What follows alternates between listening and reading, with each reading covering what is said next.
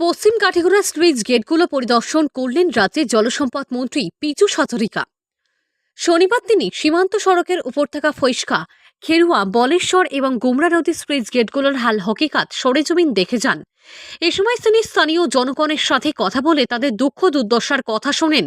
মন্ত্রী পিচু হাজারিকা পরিদর্শন শেষে জানান, পশ্চিম কাঠিগড়া সীমান্ত সড়কে 6টি স্লুইস গেট রয়েছে।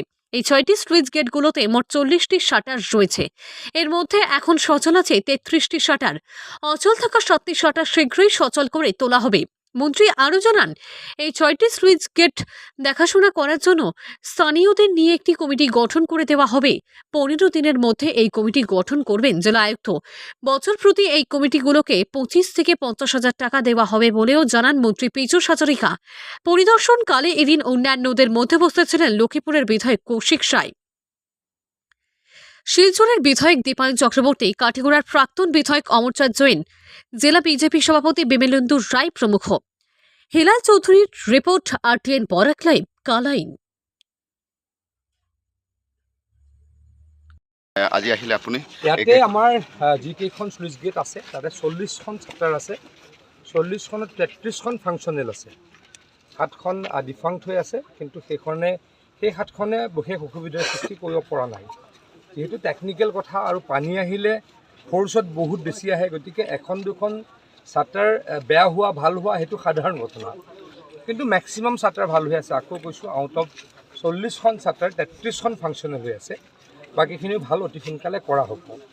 আজি এটা নতুন সিদ্ধান্ত লৈছোঁ, এই যি 6খন স্লুইচ গেট আছে ইয়াতে 6খন স্লুইচ গেটক আমি স্থানীয় মানুহৰে এখন চোৱা চিতা কৰাৰ কাৰণে কমিটি বনাই দিম।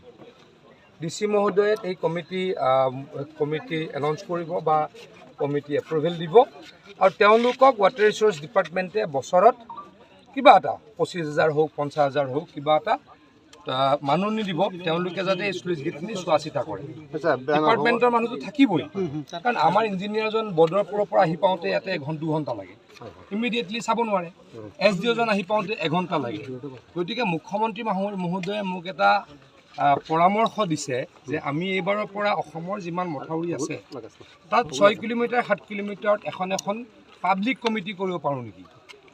এইবাৰ আজি মই কাঠিগড়াতে তাৰ পৰীক্ষামূলক কামটো আৰম্ভ কৰিবলৈ মই DC মহোদয়ক ক'লোঁ, অহা পৰহিৰ ভিতৰত এই 6খন চাটাৰৰ কি কৰিব, 6টা কমিটি গঠন কৰি দিব।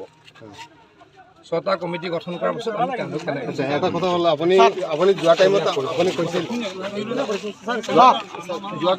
কৈছিল যে লাষ্ট যি টাইমত আপুনি আহিছিল তেতিয়া কৈছিল আপুনি উইদিন শ্বৰ্ট টাইম চবটো ভালেই আছে, কিন্তু 40খন চাটাৰৰ 33খন ভালেই আছে। পাব্লিকৰ যিটো 40খন চাটাৰৰ 33খন ভাল আছে।